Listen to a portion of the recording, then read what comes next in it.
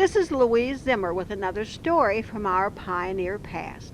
We've been looking at life on the frontier as it really was back there in 1786, looking at it from the viewpoint of a young soldier, 26-year-old Joe Buell, stationed at Fort Harmar. The summer had been long, hot, and nerve-wracking. Indians were seen lurking about even as horror stories of Indian raids elsewhere filtered through the border country. Orders were not to shoot at or otherwise annoy these roving bands of Indians unless they attacked first. The hope was to have some sort of peace, some sort of stability on the frontier, to ready it for eventual settlement. An all-out Indian war was the last thing anybody wanted. There were 4 deaths recorded during the summer months, much sickness. Some of the troops began sleeping outside on the ground rather than in the barracks.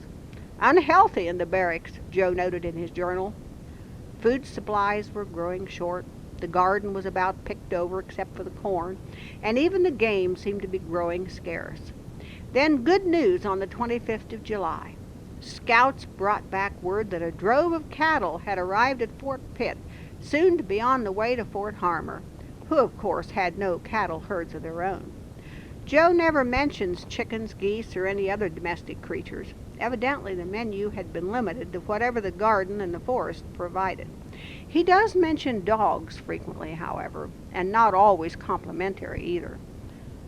While an important part of any frontier's defense system, the animals did tend to bark and bite.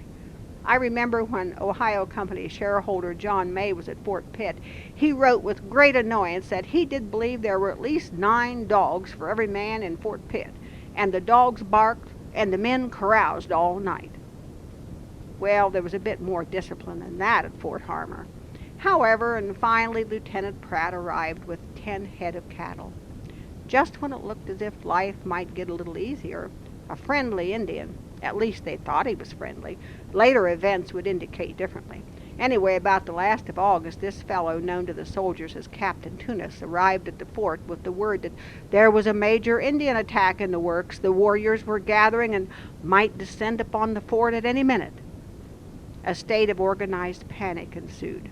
Water barrels were filled, arms and ammunition made ready, guards posted around the clock.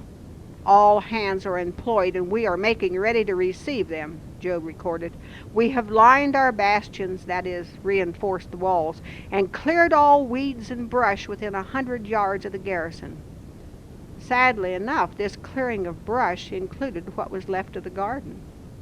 We cut down all our corn and broke down the pole beans to prevent them cover, so that they, the Indians, might not come upon us unawares. It was during this time that the 4th death occurred. James Campbell of Captain Strong's company died of the fever. After making note of this death, Joe returns to the subject at hand, the imminent invasion. We expect them to attack any day, he wrote. And at this point you might think things couldn't get much worse. Food supplies low, weather hot, sickness prevalent, Indian attack expected. Well, you know, that's never a good idea to say things can't get much worse, because now, as then, we all know they often can and do get much, much worse. And so what happened next?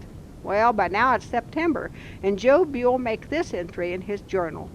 The Ohio River has raised 10 feet in 5 hours. We had to turn out the company several times during the night to haul up boats to prevent them from being carried off by the flood. Now remember, Joe was an East Coast fellow, familiar with the ocean and its somewhat predictable habits. He, like all those other New Englanders, was often baffled and caught unaware by the antics of our rivers. And now he was just plainly puzzled. I cannot conceive what was the occasion of that river rising so suddenly. We've had no rain these 10 days. Of course, there was no friendly weatherman or local TV screen to back then, and there was no one to tell the folks at Fort Harmar about a downpour upriver, maybe as far up as the headwaters of the Ohio, and now it was all rushing down to compound their misery and discomfort. Indians were seen over on the Virginia shore. Lurking about was how Joe put it. And then on the night of September the 11th, the Indians made what he called an undiscovered visit and stole several horses that had been tethered right outside the fort. That was, as the saying goes, far too close for comfort, and we can easily imagine how the tension within the fort must have escalated, day after long summer day. And what happened? Why, absolutely nothing happened.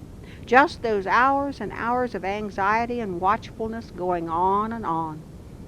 October arrived. The rain finally made it as far downriver as Fort Harmon, and the nights and even the days were cooler.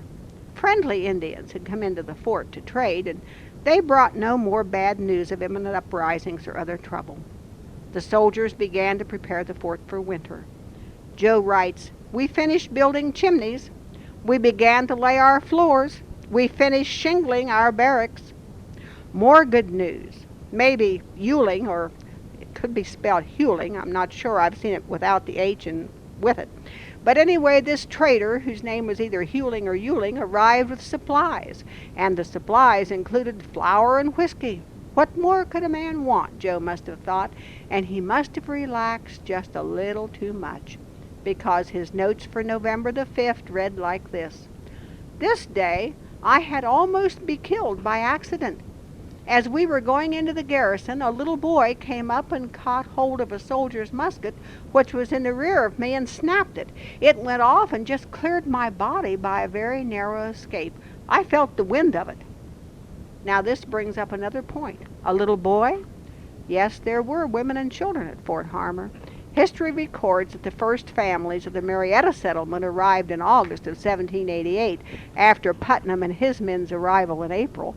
But here in 1786, 2 years earlier, there were wives and children of some of the officers, plus those ladies delicately referred to as washerwomen, all sharing, right along with Joe and the other soldiers, the heat, humidity, sickness, tension, hard work, and ever-present danger of frontier living. And living is just what Joe continued to do, in spite of his brush with death, not at the hands of hostile Indians, but just a mischievous little boy. You never could tell where the greatest danger waited, there in our pioneer past.